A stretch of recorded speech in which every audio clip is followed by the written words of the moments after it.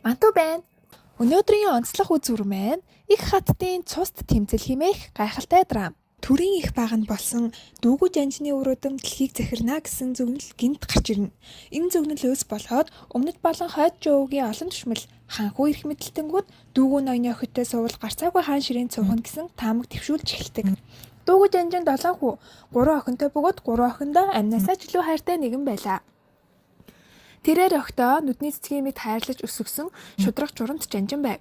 Түүний охидыг Бангров, Мантов, Жалов гэх бөгөөд том охин Бангров бусдаасаа онцгой ухаалаг хэрсүү хийгээд ирээдүйд их хатан болох хүсэлтэй нэгэн.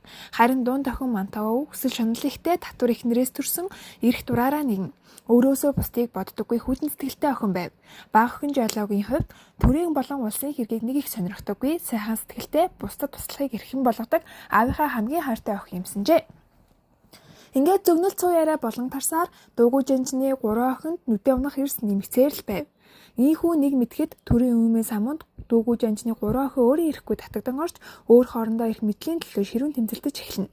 Эхнээсээ дуус хүртлээ гайхалтай эргэлтүүдээр дүүрэн тун сонирхолтой ортны драм шүү. Манту аппликейшнийг татсан бол хамгийн түрүүнд үзээрэй гэж зөвлөе. Манту аппликейшнийг хэрхэн суулгахыг зааж өгье.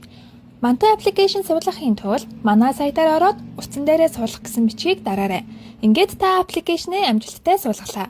Яг энд харагдаж байгаа утсан дээрээ суулгах гэснийг дараад л боллоо.